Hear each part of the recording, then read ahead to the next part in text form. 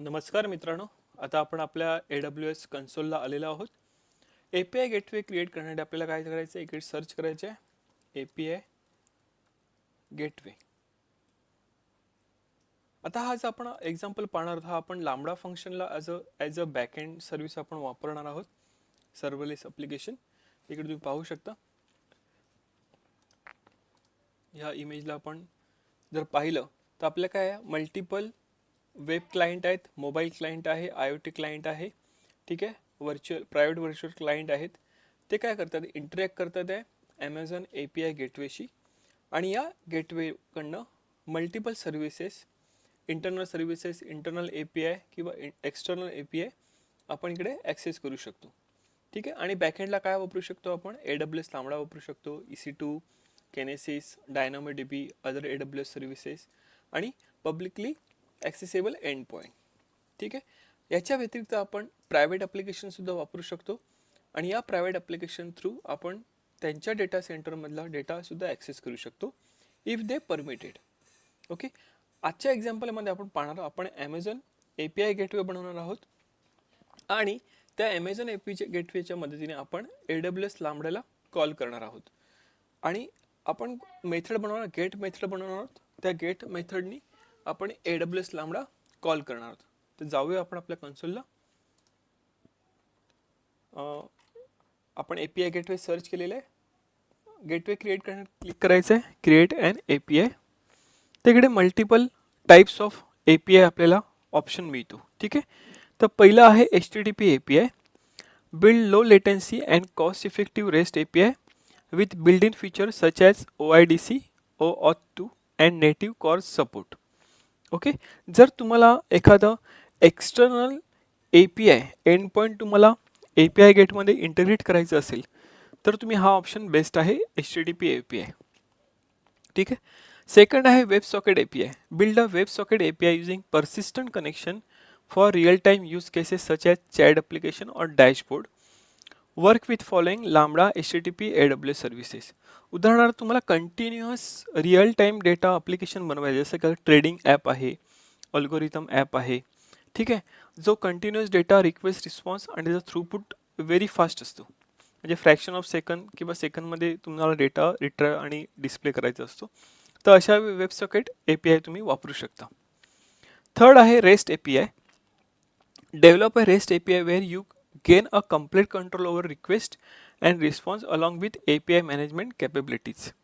Work with following Lambda HTTP AWS services. हा सर्वात light weight option आहे API generate करण्याचा. ठीक आहे, API क्रिएट करण्याचा. आणि फोर्थ आहे rest API private, same as rest API but is in virtual private cloud. Okay. आपल्या केसमध्ये आपण काय करणार आहोत, रेस्ट API क्रिएट करणार आहोत. रेस्ट API क्रिएट करणे काय करायचं आहे, बिल्डला क्लिक करायचं आहे. ठीक आहे. इकडे तुम्हाला 4 ऑप्शन मिळतात. न्यू API क्रिएट करायचं आहे की एक्झिस्टिंग API क्लोन करायचं आहे. एक्झाम्पल म्हणजे एक डमी किंवा एक एक्झाम्पल API तुम्हाला जनरेट करायचं आहे की इम्पोर्ट API करायचे आहे. ठीक आहे, with the help of open API definition. आपल्याला करायच्या फ्रॉम स्क्रॅच करायच्या, म्हणून आपण काय करतोय, create a new rest API. आपण APIचं नाव देऊया फर्स्ट रेस्ट API. ठीक आहे. डिस्क्रिप्शन ऑप्शनल आहे. आता API एंड पॉईंट टाईप, जेव्हा एंड पॉईंट टाईप असतो ती कशामध्ये असला पाहिजे, रिजनलमध्ये असला पाहिजे. ठीक आहे. आता कोणतं रिजन आहे आपलं, एशिया पॅसिफिक मुंबई, तर या रिजनमध्ये हा डिप्लॉय होणार. जर तुम्ही एज ऑप्टिमाइज सिलेक्ट केलं तर काय होणार, जिकडे क्लाउड एज आहे, ठीक आहे, त्या क्लाउड एजच्या पॉईंटला हा डिप्लॉय होणार. तर तुम्ही इकडे पाहू शकता, regional APIs are deploy in current AWS region. Edge optimised API route request to the nearest cloud front point of presence. ठीक आहे. आणि प्रायव्हेटमध्ये काय होतं, private API only accessible from virtual private cloud. तर आपल्या केसमध्ये आपण काय सिलेक्ट करणार, रिजनल, म्हणजे आता हा जो क्रिएट होणार तो कुठे होणार, एशिया पॅसिफिक मुंबईमध्ये रिजनमध्ये होणार. सिक्युरिटी पॉलिसी ऑप्शनल आहे, तुम्ही तिला स्किप करू शकता. नंतर आपण IP ॲड्रेस टाईप सिलेक्ट करणार आहोत, IP4, आणि क्रिएट APIला क्लिक करणार आहोत. तर तुम्ही पाहू शकता आपलं successfully first rest API create झालेला आहे. जर तुम्हाला माहिती असेल की प्रत्येक API मध्ये आपल्याला 4 टाईपचे मेथड्स अवेलेबल होतात, एक गेट, एक पोस्ट, पुट आणि डिलीट. ठीक आहे, आता हा आपला फक्त एक एंड पॉईंट क्रिएट झालेला आहे, पण याच्यामध्ये रिसोर्स क्रिएट झालेत का, म्हणजे मेथड क्रिएट झालेत का नाही, तर आपल्याला काय करावं लागणार, ती एक गेट मेथड क्रिएट करावं लागणार. ठीक आहे, तर मेथड क्रिएट करण्यासाठी काय करायचं आहे, क्रिएट मेथडला क्लिक करायचं आहे. आता या मेथडचं नाव आपल्याला सिलेक्ट करायचं आहे.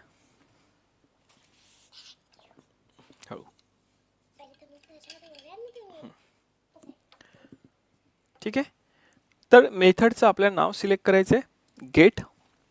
ठीक आहे, आणि इंटिग्रेशन टाईप कसं असणार आहे, त्याचं लांबडा फंक्शनमध्ये असणार आहे, HTTP म्हणजे दुसऱ्या एंड पॉईंटला इंटिग्रेट असणार आहे, मॉक असणार आहे, AWS एखादी एक्झिस्टिंग सर्व्हिस असेल EC2 और DynamoDB ती असणार आहे, की VPC लिंक असणार आहे. आपल्या या केसमध्ये आपण काय करणार आहोत, लांबडा फंक्शन लिहिणार आहोत आणि एक सिंपल लांबडा फंक्शन असणार आहे, हेलो फ्रॉम लांबडा फंक्शन. ठीक आहे, हे आपण सिलेक्ट केलेलं आहे. आणि लांबडा फंक्शन कुठून आपल्याला रिट्राईव्ह करायचं आहे तो लांबडा, तर आपण काय बाय डिफॉल्ट AP South 1 हा आपला मुंबई रिजनचा कोड आहे, आणि इकडे आपल्याला काय करायचं आहे, लांबडा फंक्शन सिलेक्ट करायचे. आता तुम्ही पाहू शकता की आपल्याला कोणताही लांबडा फंक्शन एक्झिस्टिंग नाही, तर आपण काय करूया, एक लांबडा फंक्शन क्रिएट करूया. आपण याला न्यू टॅबमध्ये ओपन करूया. लांबडा फंक्शन सर्व्हिस रिट्राईव्ह करणे काय करायचं आहे, लांबडा हे टाईप करायचं, सर्चवर क्लिक करायचं आहे. ठीक आहे, क्रिएट फंक्शनला क्लिक करायचं आहे. ऑथर फ्रॉम स्क्रॅच, आपल्याला काय करायचं आहे, स्क्रॅचपासून एक लांबडा फंक्शन बनवायचं. तर आपण नाव देऊया फर्स्ट लांबडा फंक्शन.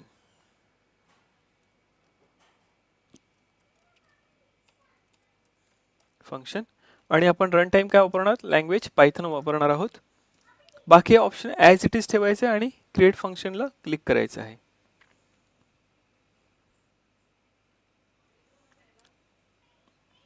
थोडा वेळ घेईल.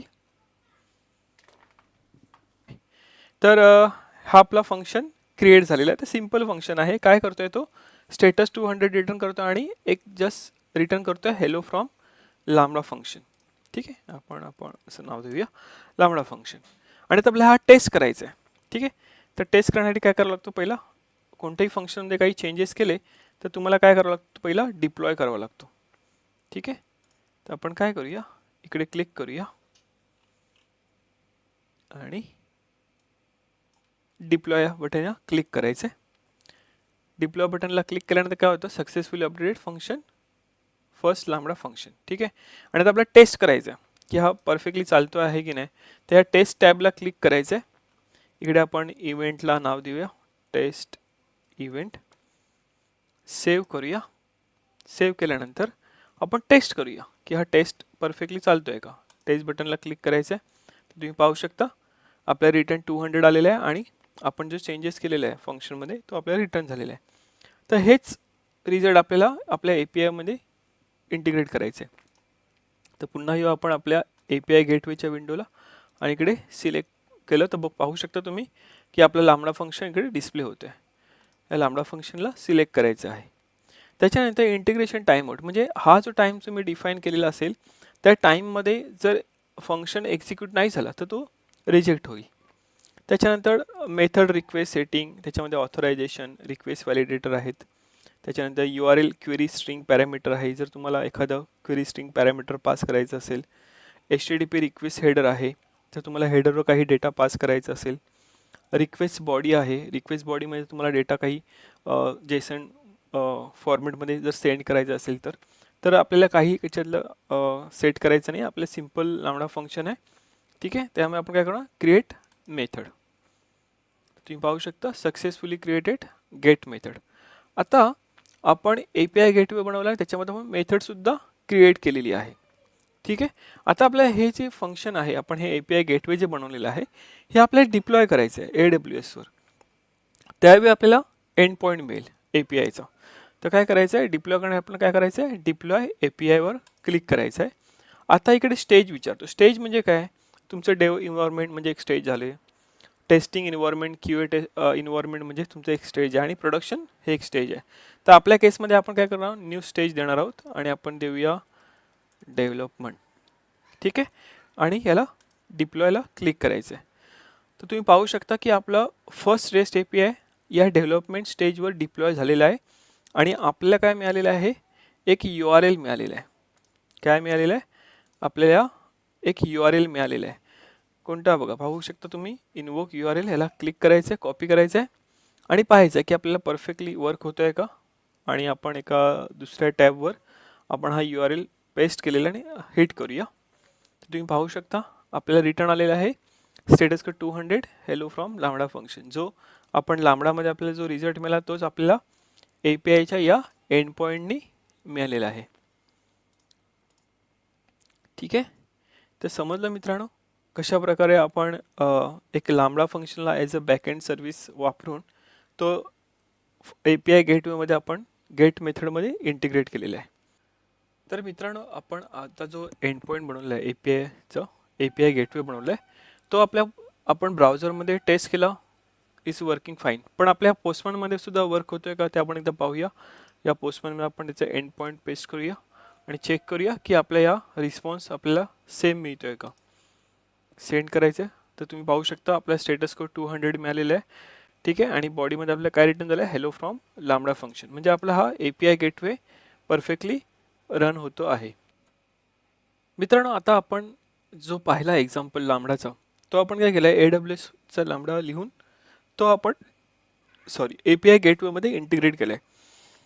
पण असं सिनेरियो असेल किंवा अशी केस असेल प्रोजेक्टमध्ये की तुम्हाला थर्ड पार्टी API वापरायचं आहे, पण तुम्हाला त्यांचा एंड पॉईंट एक्सपोज न करता तुम्हाला गेटवे थ्रू तुम्हाला त्यांचा API तुमच्या APIमध्ये इंटिग्रेट करायचं आहे.